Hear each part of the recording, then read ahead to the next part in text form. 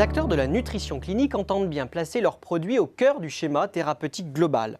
Un défi qu'ils comptent relever grâce à un travail de sensibilisation des professionnels de santé et à leurs efforts d'innovation. Ces efforts d'innovation dynamisent d'ailleurs le segment des produits de nutrition orale et entérale, segment soutenu également par de puissants moteurs sociodémographiques. Selon l'étude Xerfi France, les ventes en valeur ont ainsi augmenté de 4% en 2017, confirmant la tendance observée en 2015 et 2016. Outre le renouvellement des gammes, les industriels se concentrent aussi sur des produits de spécialité destinés à des catégories de patients bien spécifiques. Et les perspectives s'annoncent au beau fixe, car les pouvoirs publics pourraient être incités à prendre des décisions favorables aux industriels face aux surcoûts induits par les problèmes de dénutrition. Seul bémol, le segment des produits de nutrition parentérale en ville s'essouffle. Aujourd'hui, les industriels de la nutrition clinique bénéficient donc d'un environnement plutôt favorable. Cependant, 3 grands enjeux se dressent devant eux, selon l'étude Xerfi France. D'abord, ils vont devoir composer avec un nouveau cadre réglementaire.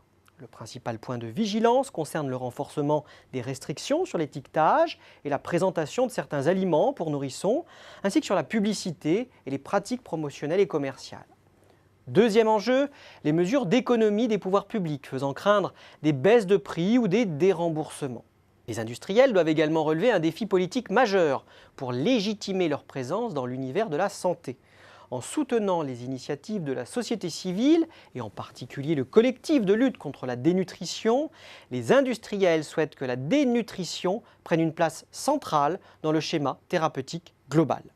Malgré ces zones d'ombre, les géants de l'agroalimentaire, type Danone et Nestlé, mais aussi les groupes de santé comme Fresenius ou Baxter, accélèrent leur développement. Outre l'élargissement de l'offre dont nous avons parlé, les entreprises tentent d'explorer de nouveaux circuits de distribution. C'est le cas de Nutrisense qui cherche maintenant à commercialiser ses produits en pharmacie. Citons également comme axe de croissance fort l'international ou encore la diversification horizontale ou verticale.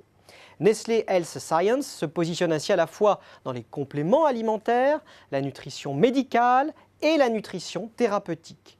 Il est également présent en amont, dans le diagnostic, et en aval, dans les systèmes de dispensation. Bref, les leaders ne ménagent pas leur peine pour conserver leur rang sur ce marché qui reste très attractif.